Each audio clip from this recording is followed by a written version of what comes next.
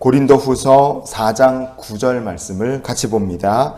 박해를 받아도 버림받지 아니하며 거꾸로 뜨림을 당하여도 망하지 아니하고. 아멘. 오늘 본문을 보시면 거꾸로 뜨림을 당하여도 망하지 아니한다, 이렇게 우리에게 말씀을 해주죠.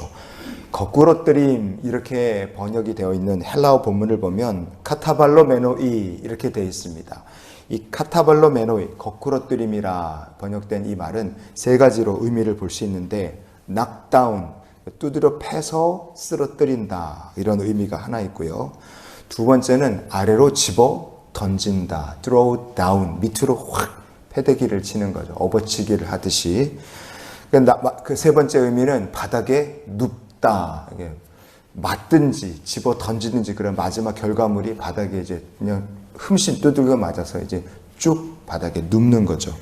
이게 바로 거꾸로 뜨림이라는 헬라어 본문의 의미입니다. 마귀가 성도를 고난으로, 박해로 막 두드려 팹니다. 그래서 인생의 밑바닥, 절망의 바닥으로 집어 던지는 거예요. 일어나지 못하게 성도가 흠씬 고난받고 박해받은 성도는 나중에 너무 힘드니까 절망의 바닥에 완전히 들어눕게 되는 겁니다. 시체처럼 이제 뻗어 있는 거예요. 강도를 만나서 실컷 두들겨 맞고 거의 반죽은 상태로 누워있는 사람같이 그렇게 딱 만들어 버리는 겁니다. 이 거꾸로 뜨림을 당한다는 카타발로메노이란 말은 근데 형태가 수동태입니다. 그러니까 마귀에게 성도가 고난받고 박해를 겪고 삶의 어려움으로 두들겨 맞고 인생의 밑바닥으로 내동댕이 쳐지고 시체처럼 드러누워 있을 때 혼자 힘으로는 못 일어난다는 뜻입니다. 혼자 힘으로는 안 되고 아무도 구해주는 사람이었으면 결국은 시체처럼 누워있다가 망할 수밖에 없다는 거예요. 하지만 오늘 본문이 무엇이라 말하느냐? 망하지 아니한다고 얘기했어요. 여기서 망한다, 이렇게 의미로 번역이 된 헬라어 본문이 아플루메노이 이렇게 되어 있습니다. 이 아플로메노이라는 말은 역시 의미적으로 수동태입니다. 수동태. 하나님께서 성령의 불로 흙으로 돌아갈 수밖에 없는 인생을 주님이 주시는 귀한 보배 담을 질그릇으로 바꿔버리신 거예요. 그렇게 만드신 성도를 마귀가 아무리 공격을 하고 아무리 바닥에 패대기 치고 밑으로 집어던지고 시체처럼 아예 뻗어버리게 그렇게 만들어놔도 성도 인생이 널브러졌다 할지라도 망하지 않는다, 이겁니다. 이유는 간단해요.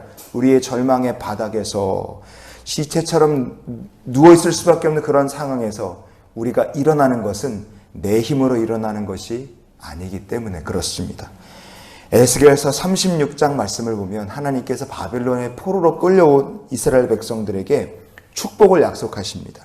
포로되었던 이스라엘 백성들에게 너희들이 이제 정결함을 얻을 것이고 다시 예루살렘에 돌아가 예배를 드릴 것이고 황폐해진 예루살렘은 회복될 것이다. 도저히 포로로 끌려온 사람들에게는 이루어지지 않을 것 같은 꿈 같은 얘기를 하나님 선물로 주시는 거예요. 아무도 믿지 못하겠죠. 그런데 그 얘기를 하시면서 에스겔 37장에 가시면 하나님께서 선지자에게 마른 뼈로 가득한 골짜기를 보여주십니다. 그러면서 물어보시는 거예요. 에스겔 선지자야, 이 마른 뼈가 살아나겠느냐? 상식적으로 바짝 말아서 완전히 오래된 마른 뼈가 살아나겠습니까? 사람의 생각, 상식으로는 안 되죠. 죽은 뼈가 어떻게 그게 다시 살아나요? 주님이 아십니다. 할 말이 없으니까 에스겔 선지자가 그렇게 얘기를 하는 거예요. 그때 하나님께서 말씀하신 대로 대언하라고 얘기를 하십니다. 에스겔서 37장의 10절 말씀을 같이 보시겠습니다. 이에 내가 그 명령대로 대언하였더니 생기가 그들에게 들어가매 그들이 곧 살아나서 일어나 서는데 극히 큰 군대더라. 아멘. 하나님의 명령하신 대로 골짜기에 가득한 뼈들을 향해서 예언할 때, 선포할 때 에스겔 선지자의 선포한 말씀대로 마른 뼈들이 살아나요. 생기가 들어오고 일어나 극히 큰 하나님의 군대가 되어 일어났습니다. 여러분, 그런데 이 에스겔서에서 우리가 주목할 것은 이 뼈들이 살아나서 군대가 되어 일어났다, 이 기적보다 더 중요한 건 그 뒤에 있는 하나님의 말씀입니다. 에스겔 37장의 11절, 12절 말씀을 우리가 오늘 말씀의 결론으로 보시겠습니다. 또 내게 이르시되 인자야 이 뼈들은 이스라엘 온 족속이라. 그들이 이르기를 우리의 뼈들이 말랐고 우리의 소망이 없어졌으니 우리는 다 멸절되었다 하느니라.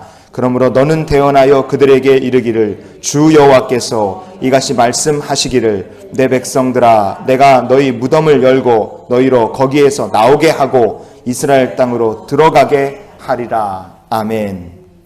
바벨론의 포로로 끌려간 이스라엘 백성들은 골짜기에 가득했던 뼈들과 영적으로 다를 바 없는 사람들이었습니다. 절망으로 죽어 있었고요. 소망이란 게 없는 사람들이고 고향 땅으로 돌아갈 것을 하나님 말씀하셔도 아무도 믿지 않는 영적으로 죽어 있는 마른 뼈 같은 사람들이었어요. 그런데 그 절망에 빠져 있고 영적으로 이미 죽어버린 이스라엘 백성들의 마음의 무덤문을 열고 내가 붙잡아 일으키겠노라 하나님이 선언하신 겁니다. 여러분, 이유는 간단합니다. 거꾸로 뜨림을 당한다 할지라도 다시 우리를 일으켜 주실 창조주께서 계시기 때문인 줄 믿습니다.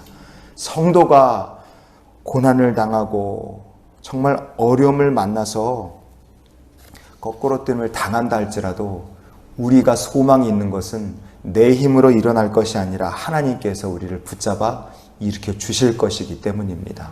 내 오늘 삶이 마른 뼈와 같다 할지라도 내 삶을 다시 일으키실 하나님, 사망의 무덤문을 여시고 백성들을 일으키실 약속의 하나님이 나와 함께 하심을 기억하며 이런 기도로 오늘을 사는 우리 모두가 되었으면 좋겠습니다. 주님, 쓰러진 우리의 손을 다시 붙들어 일으켜 주시옵소서.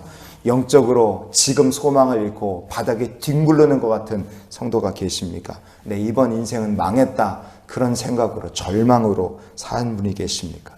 우리가 약할 때 강함을 주시는 분이 계시고 우리의 빈잔을 채우실 분이 계시고 쓰러진 나를 다시 일으켜 세우실 주님이 계시니 주와 동행하는 귀한 주의 백성들이 되시기를 예수님 이름으로 축원을 드립니다.